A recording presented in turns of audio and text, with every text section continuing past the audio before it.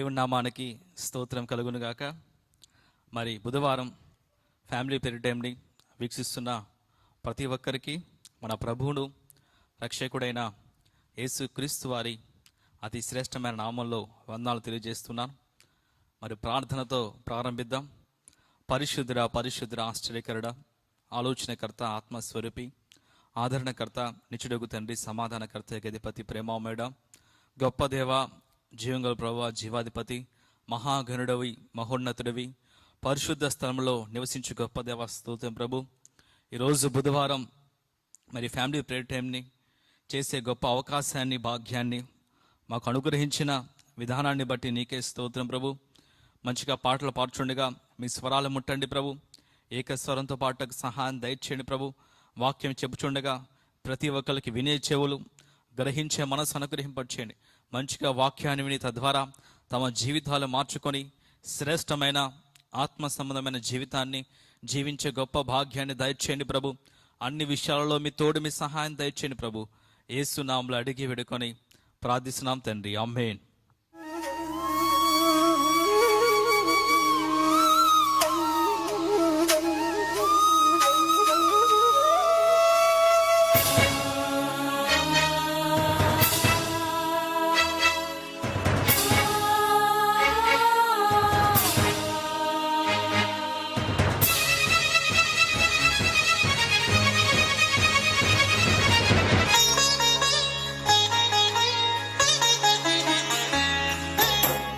జీవించుచున్నావన్న పేరు ఉన్నది, మృతుడవే నీవు మృతుడవే. జీవించుచున్నావన్న పేరు ఉన్నది, మృతుడవే నీవు మృతుడవే. ఏ స్థితిలో నుండి పడిపోతివో నీవు జ్ఞాపకము చేసుకుని మారు మనసు పొంది ఆ మొదటి క్రియను చేయుమురన్నా, ఆ మొదటి క్రియను చేయుమురన్నా. జీవించుచున్నావన్న పేరు ఉన్నది, మృతుడవే నీవు మృతుడవే.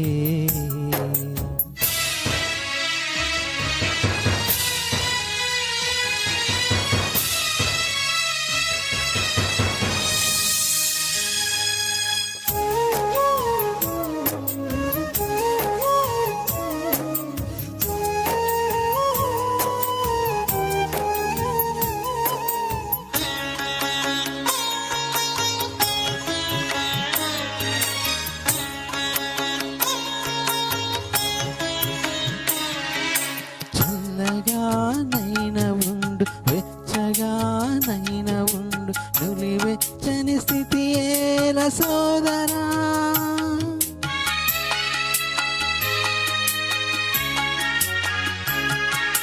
చల్లగానైనా ఉండు, వెచ్చగానైనా ఉండు, నులివెచ్చని స్థితి ఏల సోదరి. నా నోటి నుండి ఉమ్మి వేయదలచి ఉన్నాను, నా నోటి నుండి ఉమ్మి వేయదలచి ఉన్నాను. యేసు అన్న మాటను మరువబోకుమురన్న, యేసు అన్న మాటను మరువబోకుమురన్న. జీవించుచున్నావన్న పేరు ఉన్నది, మృతుడవే నీవు మృతుడవే.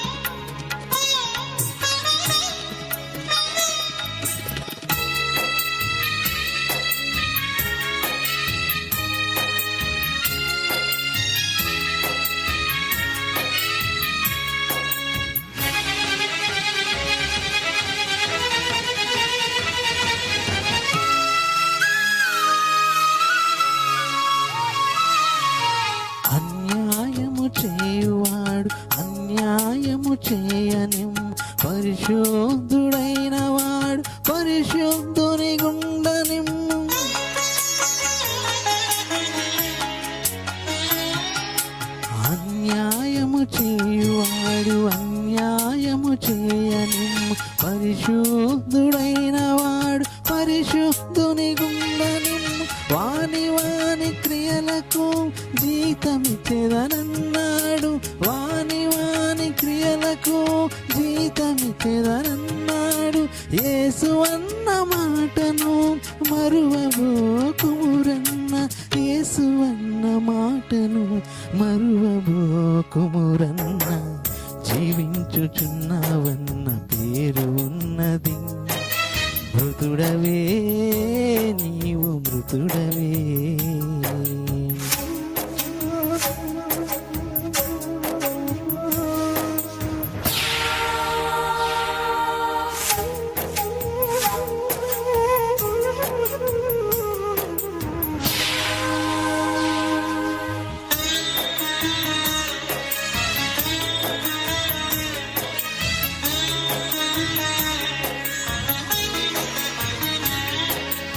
ఏ గడియో ఏ క్షణము ప్రభు రాకడ తెలియదురా, దొంగవలే వచ్చేదని అన్నాడు.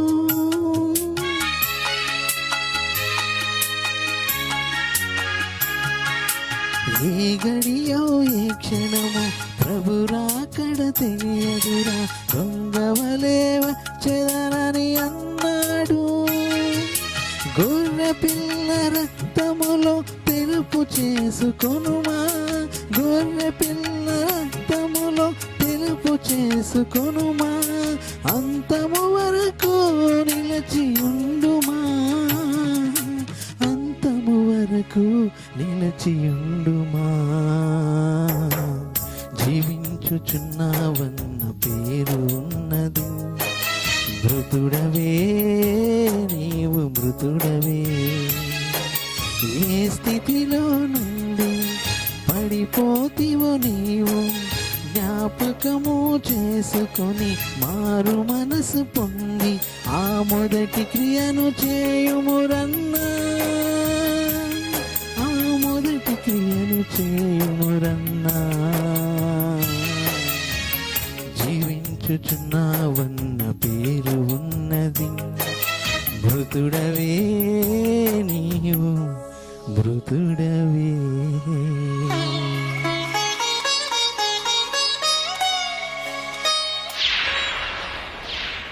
దేవుని నామానికి స్తోత్రం కలుగును గాక. ఈ సమయంలో దేవుని యొక్క వాక్యాన్ని విందాం. దయతో ప్రతి ఒక్కరూ శ్రద్ధగా దేవుని యొక్క వాక్యాన్ని వినవలసిందిగా ప్రభు పేరిట మనవి చేస్తూ ఉన్నాను. ఈరోజు మన అంశము రీకవర్ స్టేజ్. ఆత్మ సంబంధమైన జీవితంలో ఈ రీకవర్ స్టేజ్ అనేది చాలా ప్రాముఖ్యమైనది. రీకవర్ స్టేజ్లో మనం ఎప్పుడైతే నిర్లక్ష్యం చేస్తామో ఆత్మ సంబంధమైన జీవితము అక్కడితోనే ముగించబడుతుంది. ఉదాహరణకి మనం గమనిస్తే మన రోడ్డు మీద వెళ్తూ ఉన్నాం, యాక్సిడెంట్ అయినప్పుడు వీళ్ళంత త్వరగా అంబులెన్స్ రావాలని కోరుకుంటాం. ఎందుకంటే ఎంత లేట్ అయితే అంత జీవితం మీద అంత ప్రమాదము పొంచి ఉంటుంది కనుక ఎంత త్వరగా వస్తే అంత ప్రాణము కోలుకుంటుందని అంబులెన్స్ని త్వరగా రావాలని కోరుకుంటూ ఉంటాం. అదేవిధంగా ఆత్మ సంబంధమైన జీవితంలో కూడా పడిపోయినప్పుడు జారిపోయినప్పుడు వీళ్ళంత త్వరగా లేవడానికి ప్రయత్నం చేయలే, కానీ పడిపోయిన స్థానంలోనే మన జీవితాన్ని కొనసాగిస్తే మన జీవితము ఆత్మ సంబంధంగా చాలా ప్రమాదంలోకి వెళ్ళిపోతుంది, అక్కడితో ముగించబడుతుంది, తద్వారా నరకానికి వెళ్ళవలసి వస్తుంది. కనుక ఆత్మ సంబంధమైన జీవితంలో రీకవర్ స్టేజ్ చాలా ఇంపార్టెంట్. ఒకవేళ పడిపోతే మీరు వెంటనే లేవడానికి ప్రయత్నం చేయండి. ఇంకా పడిపోయిన కది చెప్పి అదే పడిపోయిన స్థానంలో ఉంటే మన జీవితాన్ని, మన ఆత్మ సంబంధమైన జీవితాన్ని మనమే ప్రమాదంలోకి తీసుకెళ్తున్నాం. ఈ విషయాన్ని ఇర్మియా గ్రంథము 8వ అధ్యాయము 4వ వచనం చూద్దాం. ప్రతి ఒక్కరు మీ బైబిల్ తెరవండి. ఇర్మియా గ్రంథము 8వ అధ్యాయము 4వ వచనములు. మరియు యెహోవా ఇలాగు సెలవిచ్చున్నాడని వారితో చెప్పము, మనుషులు పడి తిరిగి లేవకుందురా. చూసారా, మనుషులు పడి తిరిగి లేవకుందురా అని ప్రభు అడుగుతూ ఉన్నాడు. ఒకవేళ ఈ వాక్యం వింటున్న నీవు పడిపోయిన స్థితిలో ఉంటే ఒక్కసారి జ్ఞాపకం చేసుకో, ఒక్కసారి నీ జీవితాన్ని గమనించు. పడిపోయిన స్థితిలోనే నీ జీవితాన్ని కొనసాగిస్తున్నావా, లేకపోతే తిరిగి నిలబడి దేవుని దగ్గర ఒప్పుకొని ఒక శ్రేష్టమైన జీవితాన్ని జీవిస్తూ ఉన్నావా? కనుక పడిపోవటం అంత ప్రమాదం కాదు, కానీ పడిపోయి అదే స్థితిలో మీ జీవితాన్ని జీవించడం చాలా ప్రమాదకరం. ఒకవేళ ఈరోజు లాక్డౌన్ అని చెప్పి సీరియళ్ళు చూస్తూ సినిమాలు చూస్తూ నీ జీవితాన్ని కొనసాగిస్తూ ఉన్నావా? అదే జీవితంలో ఉన్నావా? ఒకరోజు అదే పాపం నిన్ను పట్టుకొని నరకానికి తీసుకెళ్తుంది. కనుక ఏ పాపానికి బానిస అయిపోయావో, ఏ పాపం నుంచి బయట రాలేకపోతున్నావు, ఒక్కసారి జ్ఞాపకం చేసుకొని ప్రతి ఒక్కరూ ఒకవేళ పడిపోతే తిరిగి లేచి ఒక శ్రేష్టమైన నూతనమైన జీవితాన్ని జీవించడానికి ప్రయత్నం చేయండి. ఈరోజు మనము ఆకారుని పరిశీలన చేద్దాం. బైబిల్లో ఆకారు ఉన్నాడు. అతడి జీవితము, అతని కుటుంబ జీవితము ఏ విధంగా రాళ్లతో కొట్టబడిందో, ఏ విధంగా చనిపోయాడో, ఏ విధంగా నిరుపయోగంగా మారిపోయిందో ఈరోజు మనం గమనిద్దాం. యెహోషువ గ్రంథము 7వ అధ్యాయం తీద్దాం. యెహోషువ గ్రంథము 7వ అధ్యాయము 1-2 వచనాలలో అతని గురించి మనం చూస్తాం. శపితమైన దాని విషయంలో ఇశ్రాయేలీలు తిరుగుబాటు చేసిరి. ఎట్లనగా యూదా గోత్రములో జెరహు మునిమనుమడును, జబ్ది మనుమడును, కర్మి కుమారుడైన ఆకాను శపితము చేయబడిన దానిలో కొంత తీసుకొను గనక యెహోవా ఇశ్రాయేలు మీద కోపించను. చూసారా, శపితమైన దాన్ని వద్దు అని చెప్పినప్పుడు ఆకాను ఆ శపితమైన దాన్ని ఆశించి పూర్తిగా తన జీవితాన్ని పూర్తిగా పడిపోయేటట్లు చేశాడు. ఈరోజు మన జీవితంలో కూడా ఈ లోకంలో కొన్ని శాపగ్రస్తమైన దాన్ని ఆశిస్తున్నాం. లోక సంబంధమైన విషయాలు అన్ని శాపగ్రస్తమైనవి. ఆ శాపగ్రస్తమైన వాటి విషయాల మీద మన ధ్యాస ఉంచి, వాటి మీద దృష్టి ఉంచి మన జీవితాన్ని కొనసాగిస్తే మన జీవితము కూడా శాపగ్రస్తంగా మారిపోతుంది. ఆకాను ఎప్పుడైతే శపితమైన దాన్ని వద్దు, వాటిని పట్టుకోకూడదు, వాటిని తెచ్చి ఇంట్లో పెట్టుకోకూడదు అని చెప్పినప్పుడు ఆ మాటను నిర్లక్ష్యం చేసి ఎప్పుడైతే శపితమైన దాన్ని తెచ్చి ఇంట్లో పెట్టుకున్నాడో పూర్తిగా కుటుంబం అంతా నాశనం అయిపోయింది. ఈరోజు ఎన్నో శపితమైన కనిపిస్తూ ఉన్నాయి ఈ ప్రపంచంలో. ఆ శపితమైన దాన్ని చూస్తూ ఉన్నావా? ఆ శపితమైన దాన్ని చేస్తూ ఉన్నావా? ఆ శపితమైన కలిగి ఉన్నావా? ఒక్కసారి జ్ఞాపకం చేసుకో. ఏ రోజైతే శపితమైన దాన్ని కలిగి ఉన్నావో, శపితమైన దాన్ని చూస్తూ ఉన్నావో, నీ జీవితము, నీ కుటుంబ జీవితము పూర్తిగా శాపగ్రస్తంలోకి వెళ్ళిపోతుంది. ఎందుకు పనికి రాకుండా పోతుంది. అయితే ఇక్కడ మనం గమనిస్తే ఎప్పుడైతే ఆ శపితమైన దాన్ని తీసుకున్నాడో ఆ తర్వాత యెహోషువ గ్రంథము 7వ అధ్యాయము 24, 25, 26 వచనాలు చదువుకుందాం. తర్వాత యెహోషువయు ఇశ్రాయేలందరూ జెరహు కుమారుడును ఆకాను ఆ వెండిని, ఆ పై వస్త్రమును, ఆ బంగారు కమ్మిని, ఆకాను కుమారులు కుమార్తెలను, ఎద్దులను, గాడిదలను, మందను, డేరాను, వాని కలిగిన సమస్తమును పట్టుకొని ఆకోరు లోయలోనికి తీసుకుని వచ్చిరి. అప్పుడు యెహోషువ, నీవేళ మమ్మను బాధపరిచితివి, నేడు యెహోవా నిన్ను బాధపరుచుననగా ఇశ్రాయేలందరూ వారిని రాళ్లతో చావగొట్టిరి. వారిని రాళ్లతో కొట్టిన తర్వాత అగ్ని చేత కాల్చి వారి మీద రాళ్లను పెద్ద కుప్పగా వేసిరి. అది నేటి వరకు ఉన్నది. అప్పుడు యెహోవా కోపోద్రేకము విడిచిన వాడై మల్లు కొనను. అందుచేత నేటి వరకు ఆ చోటికి ఆకోరు లోయ అని పేరు. ఆ తర్వాత హాయి అనే చిన్న పట్టణం మీద వాళ్ళు యుద్ధం చేస్తారు, యుద్ధంలో ఓడిపోతారు. ఆ తర్వాత ఎప్పుడైతే యెహోషువకు అర్థం కాదు ఎందుకు ఓడిపోయాం అని ప్రార్థన చేస్తే దేవుడు చెప్తాడు, అయ్యా ఇశ్రాయేల్లో పాపం చేశాడు, ఇశ్రాయేల్లో ఒకడు ఆ శపితమైన దాన్ని తీసుకొని పాపం చేశాడు కనుక మీరు ఓడిపోయారని చెప్పినప్పుడు అలాంటి సమయాల్లో కూడా చెప్పడు, బయటపడ్డు. చేసిన తప్పుని బయటపడకుండా ఎప్పుడైతే అలా కవర్ చేస్తూ ఉంటాడో ఆ తర్వాత గమనిస్తే యెహోషువయే అందరిని నుంచోబెట్టి ప్రార్థన చేసినప్పుడు దేవుడు తెలియజేస్తాడు. తెలియజేసిన తర్వాత 20వ వచనంలో చూస్తే ఆకాను యెహోషువతో, ఇశ్రాయేల్లో దేవుడైన యెహోవాకు విరోధంగా నేను పాపము చేసినది నిజము. అప్పుడు ఒప్పుకుంటాడు. అప్పుడు ఒప్పుకుంటే ప్రయోజనం ఉందా? ప్రయోజనం లేదు. ముందుగానే ఒప్పుకుంటే నేను ప్రయోజనం ఉండేది, కానీ ఆ తర్వాత మొత్తం తెలిసిన తర్వాత అంత అయిపోయిన తర్వాత ఒప్పుకుంటాడు. ఆ తర్వాత ప్రయోజనం ఉండదు. పూర్తిగా అతని కుటుంబాన్ని రాళ్లతో కొట్టేసి చంపేస్తారు. కనుక మనం జ్ఞాపకం చేసుకోవాలి, ఈరోజు మన జీవితాల్లో కూడా ఒకవేళ పడిపోయిన స్థితిలో ఉంటే, జారిపోయిన స్థితిలో ఉంటే, అదే స్థితిలోనే నీ జీవితాన్ని, నీ కుటుంబ జీవితాన్ని గనక నువ్వు కొనసాగిస్తున్నట్లయితే ఒక రోజు వస్తుంది, ఆ రోజు ప్రమాదం వచ్చిన రోజు నువ్వు నీ కుటుంబము నశించిపోతారు. కనుక ఒకవేళ ప్రార్థన చేస్తున్నారా అయితే ప్రార్థన చేయట్లేదా, కుటుంబం అందరూ కలిసి ప్రార్థన చేస్తున్నారా అయితే ప్రార్థన విడిచిపెట్టారా, ప్రార్థన విడిచిపెట్టి మీ జీవితాన్ని కొనసాగిస్తున్నారా, లేకపోతే పాపంలో ఉండి మీ జీవితాన్ని కొనసాగిస్తున్నారా? ఒక్కసారి జ్ఞాపకం చేసుకోండి. ఆకాను ఏ విధంగా అయితే ఆకోరు లోయలో పడిపోయి చనిపోయాడో అదేవిధంగా ఆకోరు లోయ మన కోసం సిద్ధంగా ఉందన్న విషయాన్ని మీరు మర్చిపోకూడదు. కనుక ఒకవేళ పడిపోతే వెంటనే తిరిగి లేచి ఒక శ్రేష్టమైన నూతనమైన జీవితాన్ని జీవించడానికి మనం ప్రయత్నం చేయాలి, ప్రార్థించాలి. కానీ పడిపోయినగా అని చెప్పేసి అదే స్థితిలో ఉంటే మన జీవితంలో చాలా ప్రమాదము చోటు చేసుకునే అవకాశం ఉంది. కనుక ప్రతి ఒక్కళ్ళు జ్ఞాపకం చేసుకోవాలి.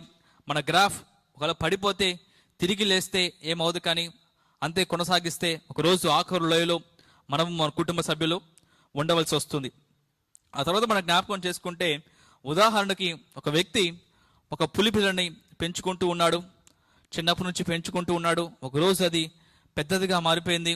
ఆ తర్వాత అతడు ఏం చేస్తాడంటే, వాళ్ళ కుమారుడు ఒకరోజు ఆడుకుంటూ కింద పడిపోతాడు. కింద పడిపోయిన తర్వాత ఆ కుమారుడు యొక్క కాలికి పెద్ద గాయము తగిలిద్ది. ఆ గాయం తగిలినప్పుడు రక్తం కారటం ప్రారంభించింది. ఎప్పుడైతే రక్తం కారటం ప్రారంభించిద్దో ఆ తర్వాత ఆ పులి ఆ రక్తం యొక్క వాసన చూస్తుంది. చూసిన తర్వాత పులి యొక్క తన స్వాభావిక గుణము బయటకు వచ్చేసి పూర్తిగా అతను తినేసి చంపేసిద్ది. కనుక మన జ్ఞాపకం చేసుకోవాలి, మన జీవితాల్లో కూడా ఆ పులిపిల్ల అనే పాపాన్ని ఎప్పుడైతే కలిగి ఉంటామో ఒకరోజు అదే పాపము పెద్దదిగా మారిపోయి మన జీవితాన్ని, మన కుటుంబ జీవితాన్ని పూర్తిగా మింగివేసిద్ది. కనుక చిన్నతనంలోనే లేదా చిన్న ఆ పులిపిల్ల చిన్నగా ఉన్నప్పుడే ఎప్పుడైతే మీరు తీసి బయట పెడతారో అప్పుడు మాత్రమే దేవుని యొక్క గొప్ప కార్యాన్ని మీ జీవితంలో మీరు చూస్తారు. ఆ తర్వాత మనం జ్ఞాపకం చేసుకుంటే సంసోను చూద్దాం. న్యాయాధిపతుల గ్రంథం 16వ అధ్యాయం 17వ వచనము. అప్పుడు అతడు తన అభిప్రాయం అంతయు ఆమెకు తెలియజేసి, నేను నా తల్లి గర్భము నుండి పుట్టినది మొదలుకొని దేవునికి నాజీరు చేయబడిన వాడై ఉన్నాను. నా తల మీదకి మంగళ కత్తి రాలేదు. నాకు క్షౌరము చేసిన యెడల నా బలము నాలో నుండి తొలగిపోయి ఇతర మనుషుల వలె అవుదునని ఆమెతో అనెను. చూసారా, ఎప్పుడైతే సంసోను తన అసలు రహస్యాన్ని చెప్తాడో ఆ తర్వాత సంసోను పడిపోతాడు. పడిపోయిన తర్వాత మనం గమనిస్తే 21వ వచనంలో, అప్పుడు ఫిలిస్తీయులు అతని పట్టుకొని అతని కన్నులను ఊడదీసి గాజాకు అతను తీసుకుని వచ్చి ఇత్తడి సంఖ్యల చేత అతని బంధించిరి. బందీ గృహంలో తిరగలి విసురువాడాయను. అయితే అతడు క్షౌరము చేయబడిన తర్వాత అతని తల వెంట్రుకలు తిరిగి మొలచుటకు మొదలుపెట్టను. చూసారా, ఎప్పుడైతే పడిపోయినప్పుడు తన పాపాన్ని ఒప్పుకోకుండా అదే స్థితిలో ఉండినప్పుడు ఆ తర్వాత పూర్తిగా ప్రమాదంలోకి వెళ్ళిపోయింది. అతని చేతులు సంఖ్యలు బిగించి శత్రువులు అతని కళ్ళుని ఊడదీస్తారు. ఎంతో అవమానము జరిగిద్ది. అవమానము ప్రమాదంలో ఉన్న తర్వాత 28వ వచనంలో మన జ్ఞాపకం చేసుకుంటే, అప్పుడు సంసోను, యెహోవా ప్రభువా దయచేసి నన్ను జ్ఞాపకము చేసుకొనుము. దేవా దయచేసి ఈసారి మాత్రమే నన్ను బలపరచుము. నా 2 కన్నుల నిమిత్తము ఫిలిస్తీయులని ఒక్కమారే దండించి పగ తీర్చుకునమని యెహోవాకు మొరపెట్టిరి. చూసారా, గమనిస్తే పూర్తిగా ప్రమాదము అంత అయిపోయిన తర్వాత ఆకాను వలె సంసోను కూడా ప్రార్థన చేయడం ప్రారంభిస్తాడు. పడిపోయిన స్థితిలో ఆ వెంటనే ప్రార్థన చేయకుండా కొంతకాలం గ్యాప్ ఇచ్చి శత్రువు పట్టుకొని అవమానపరిచి నిందించి పూర్తిగా కళ్ళు లేకుండా చేసిన తర్వాత అప్పుడు ప్రార్థన చేస్తాడు. అప్పటికే ఆ తర్వాత అతని జీవితం పూర్తిగా ముగించబడుతుంది. కనుక సంసోను గ్రాఫ్ మనం పరిశీలన చేస్తే పూర్తిగా ఒక్కసారి ఎదుగుతాడు. ఎదిగిన తర్వాత పూర్తిగా పడిపోతాడు. పడిపోయిన తర్వాత ఈ రీకవర్ స్టేజ్ మాత్రం పూర్తిగా బ్లాంక్గా మారిపోయింది. ఏమాత్రము వెంటనే ఎదగకుండా ఆ పడిపోయిన స్థితిలోనే తన జీవితాన్ని జీవిస్తాడు. చివరికి అర్ధాంతరంగా తన జీవితాన్ని ముగిస్తాడు. కనుక మన జీవితంలో జ్ఞాపకం చేసుకోవాలి, ఒకవేళ ఈరోజు నువ్వు ఒకప్పుడు పూర్తిగా ఎదిగి ఈరోజు పడిపోతే సంసోను వలె అదే స్థితిలో అదే స్థాయిలో నీ జీవితాన్ని కొనసాగిస్తే అది నీ జీవితానికి, నీ కుటుంబ జీవితానికి పెను ప్రమాదంగా మారుతుంది. కనుక ఈరోజే జ్ఞాపకం చేసుకొని ఆ రీకవర్ స్టేజ్లో నిర్లక్ష్యం చేయకుండా వెంటనే తిరిగి పశ్చాత్తాపడి నీ పాపాన్ని ఒప్పుకొని ప్రభువునందు క్షమాపణ కోరి నీ జీవితాన్ని కొనసాగిస్తే ఒక శ్రేష్టమైన విలువైన జీవితాన్ని జీవించే భాగ్యాన్ని నువ్వు సంపాదించుకుంటావు. ఆ తర్వాత యూదా ఇస్కరియోతు మనం పరిశీలన చేద్దాం. మత్తయి సువార్త 27వ అధ్యాయం తీద్దాం. మత్తయి సువార్త 27వ అధ్యాయము 1-2 వచనాలు చదువుకుందాం. ఉదయమైనప్పుడు ప్రధాన యాజకులు, ప్రజలు, పెద్దలందరూ యేసును చంపింపవలనని ఆయనకు విరోధముగా ఆలోచన చేసి ఆయనను బంధించి తీసుకుని పోయి అధిపతి అయిన పొంతి పిలాతునకు అప్పగించిరి.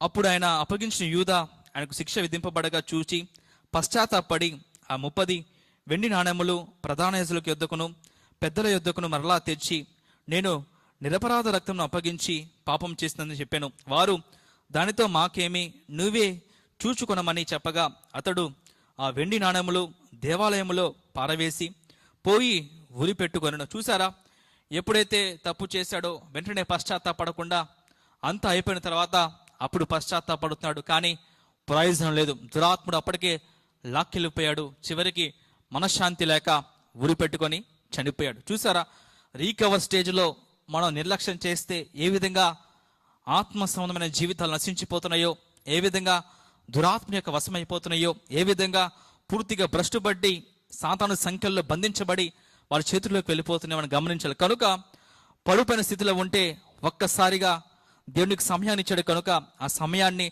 నిర్లక్ష్యం చేయకుండా ఒక్కసారిగా తిరిగి లేవడానికి ప్రయత్నం చేయి. వెంటనే ఒప్పుకో, వెంటనే ఆ పాపాన్ని విడిచిపెట్టు, తిరిగి శ్రేష్టమైన నూతనమైన జీవితాన్ని జీవించు. అప్పుడు మాత్రమే నీ జీవితము సాతాను కబంధ హస్తాల్లోకి వెళ్లకుండా ఒక శ్రేష్టమైన విలువైన జీవితాన్ని జీవించే భాగ్యాన్ని, సాతాను చేతిలో పడిపోయి నశించిపోకుండా శ్రేష్టమైన పరలోక రాజ్యానికి వెళ్ళే భాగ్యాన్ని దేవుడు నీకు అనుగ్రహింపజేస్తాడు. ఆ తర్వాత మనం జ్ఞాపకం చేసుకుంటే దావీదు జీవితాన్ని జ్ఞాపకం చేసుకుంటే, ఎప్పుడైతే దావీదు మరి బత్షెబాతో పాపం చేసిన తర్వాత 51వ కీర్తన రాస్తాడు. వెంటనే తన పాపాన్ని ఒప్పుకుంటాడు. కనుక దేవుడు ఆ పాపాన్ని క్షమించి తిరిగి దావీదు జీవితాన్ని ఒక శ్రేష్టమైన జీవితంలోకి తీసుకువెళ్తాడు. ఈరోజు మన జీవితాల్లో కూడా ఒకవేళ దావీదులాగా మనం పడిపోయి ఉంటే ఒకే జ్ఞాపకం చేసుకుని, దావీదు రీకవర్ స్టేజ్లో ఏ విధంగా చేసిన తప్పుని, చేసిన పాపాన్ని ఒప్పుకొని విడిచిపెట్టి తిరిగి జీవితంలో చేయకుండా ఒక శ్రేష్టమైన స్థానానికి వెళ్ళాడు. అదేవిధంగా మనం కూడా దావీదు వలె పశ్చాత్తాప హృదయం కలిగి దేవుని సన్నిధిలో మోకరించి మన పాపాలు ఒప్పుకున్నప్పుడు ఆయన నిజమైన దేవుడు కనుక మన పాపాలు క్షమించి తిరిగి ఒక శ్రేష్టమైన నూతనమైన జీవితాన్ని జీవించే భాగ్యాన్ని మనకి అనుగ్రహింపజేస్తారు.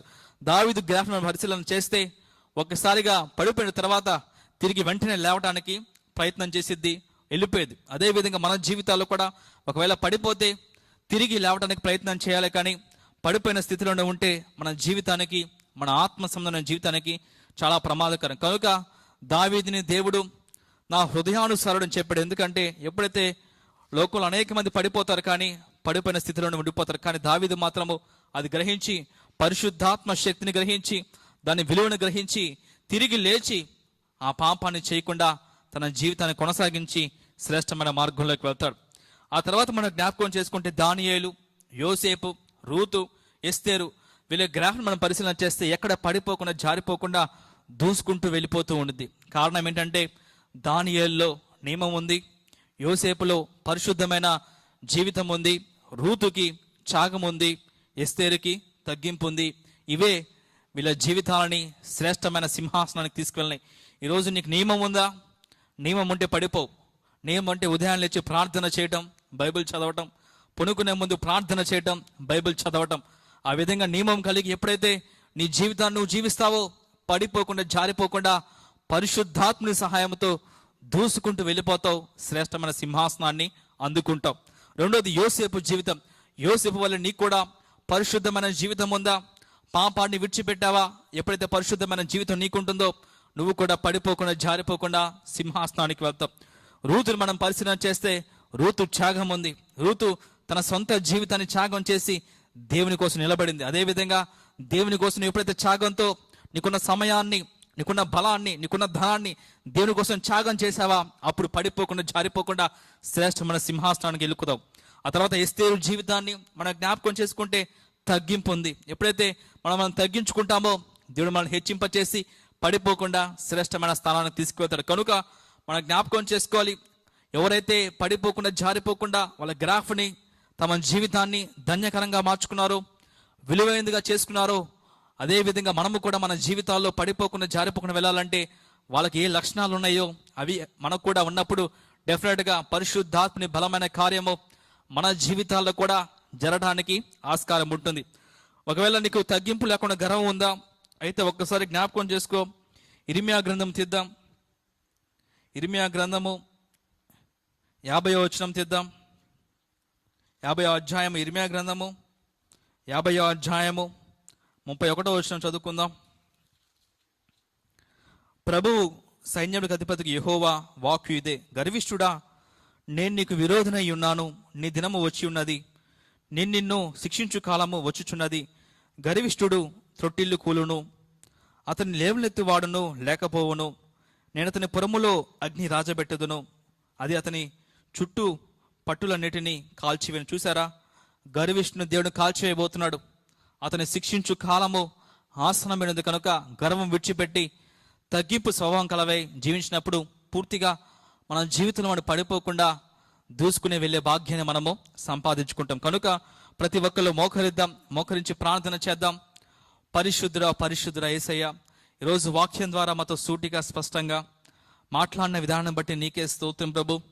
మరి పడిపోకుండా జారిపోకుండా ఏ విధంగా ఉండాలో, ఒకవేళ పడిపోతే రీకవర్ స్టేజ్లో ఉన్నప్పుడు అక్కడ నిర్లక్ష్యం చేయకుండా తిరిగి వెంటనే ఆ పాపాన్ని విడిచిపెట్టి నీ దగ్గర ఒప్పుకొని ఒక శ్రేష్టమైన జీవితాన్ని జీవించే భాగ్యాన్ని దయచేయండి. లేకపోతే దురాత్ముడు 1000 కళతో ఎదురు చూస్తూ ఎప్పుడు బంధిద్దామా, ఎప్పుడు లాక్కెళ్దామా, ఎప్పుడు నశింపచేద్దామా అని ఎదురు చూస్తూ ఉండగా వాడి కబంధ హస్తాల్లో బందీలు కాకుండా పూర్తిగా విడిపించి శ్రేష్టమైన ఆత్మ సంబంధమైన జీవితాన్ని జీవించే భాగ్యాన్ని మాకు దయచేయండి.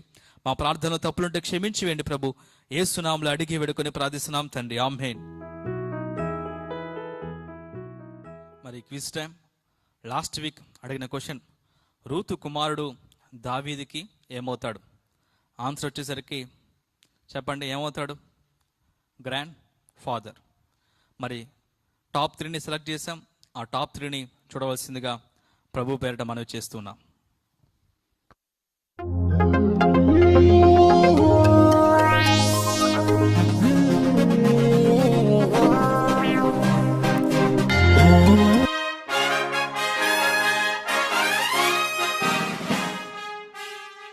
మరి ఈ వారం బైబిల్ క్విజ్ సంగీతం యొక్క పరిచర్య, మ్యూజికల్ మినిస్ట్రీ గురించి పాత నిబంధనలు ఎక్కడ ఉంది, సంగీతం యొక్క పరిచర్య గురించి పాత నిబంధనలు ఎక్కడుందో మరి దయచేసి పక్కన డిస్ప్లే అవుతున్న వాట్సాప్ నెంబర్కి పంపించండి.